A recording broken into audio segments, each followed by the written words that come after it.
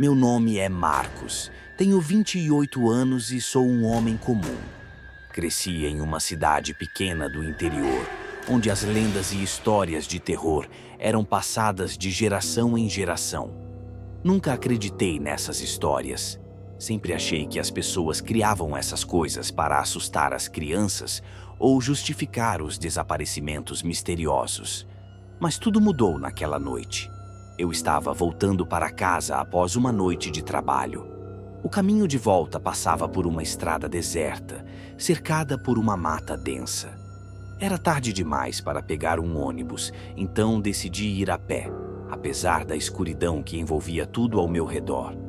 Já conhecia aquele caminho como a palma da minha mão, mas naquela noite havia algo diferente no ar. O vento estava forte e as árvores balançavam de forma inquietante, como se estivessem tentando me avisar sobre algo. Conforme caminhava, comecei a ouvir um som estranho, como o estalar de galhos quebrando. Olhei para os lados, mas não vi nada. A sensação de estar sendo observado começou a crescer. A cada passo, o vento aumentava e o som das folhas secas sendo esmagadas parecia cada vez mais intenso. Olhei para trás e não vi ninguém. O medo começou a me envolver, mas tentei ignorá-lo, convencendo-me de que era apenas minha imaginação. Mas então, ouvi um relincho. Não era um som comum, era um grito agonizante, quase humano. Meu corpo gelou. Olhei em volta, mas tudo estava silencioso. De repente, uma sombra enorme passou rapidamente pela estrada, se movendo com uma velocidade sobrenatural. Eu congelei, sem saber o que fazer. O som do relincho se aproximava cada vez mais. Naquele momento, sabia que não estava sozinho. Algo, ou alguém, estava ali. Então eu a vi. A mula sem cabeça. Ela surgiu de dentro da mata, com seus cascos batendo no chão de forma estrondosa. Seus olhos estavam vermelhos como brasas, e a cavalo, uma figura encapuzada e sem rosto, com um capote negro que parecia flutuar na escuridão. Não havia cabeça sobre o pescoço da mula, apenas um buraco vazio, negro como a noite. A visão era horrível, impossível de descrever em palavras. A sensação de estar frente a frente com algo sobrenatural me paralisou. Eu não conseguia me mover, nem gritar. A mula parou bem na minha frente, e o ser encapuzado, sem rosto, parecia me observar com uma presença imensa. O vento, que antes estava forte, agora cessou de repente, deixando tudo em um silêncio mortal. Senti o cheiro de terra molhada e algo podre, como se o próprio inferno estivesse perto. A criatura então levantou sua pata dianteira e bateu no chão com um estrondo. Eu sabia que deveria correr, mas algo me impedia. Algo dentro de mim dizia que se eu fosse, ela me seguiria até o fim do mundo. Tentei engolir o medo, mas ele me sufocava. Foi quando a figura encapuzada se moveu. De uma forma estranha e sobrenatural, ela saltou da mula e começou a se aproximar de mim, flutuando.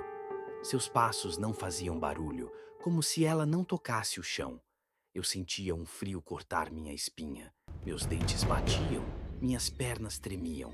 Eu queria correr, mas o pavor me impedia de me mover. Você está condenado, a voz da figura falou, mas não foi uma voz humana. Era como um sussurro distante, ecoando nas minhas orelhas e dentro da minha cabeça. Uma voz que parecia vir do fundo de uma caverna, sem vida, sem alma. Condenado? Perguntei, a voz trêmula e fraca. Eu sabia que minha mente não estava mais no controle. Algo estava acontecendo comigo, algo que eu não podia compreender. A figura encapuzada se aproximou mais ainda, até ficar a poucos centímetros de mim. Ela levantou um braço e quando eu olhei, vi que suas mãos estavam completamente deformadas, com garras afiadas que brilhavam na luz da lua. Eu queria gritar, mas minha voz não saía. O medo me esmagava como uma pedra. Eu estava paralisado, como se minha alma tivesse sido aprisionada por uma força maior. De repente, a mula relinchou novamente, e essa imagem monstruosa desapareceu tão rapidamente quanto surgiu. Tudo estava silencioso novamente.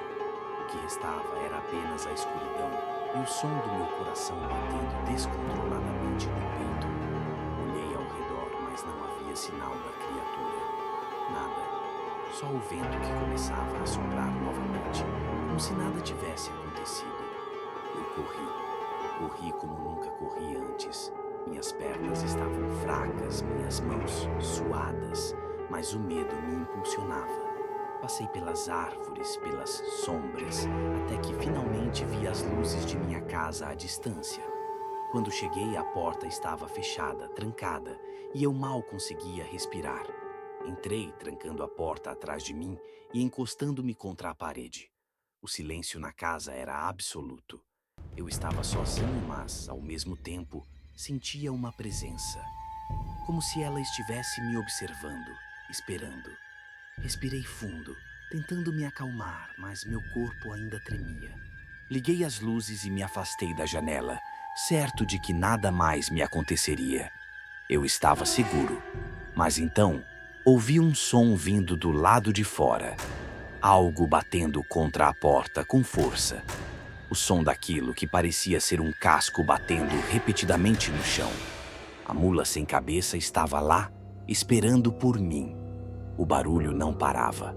Ela estava me chamando, ou talvez me amaldiçoando.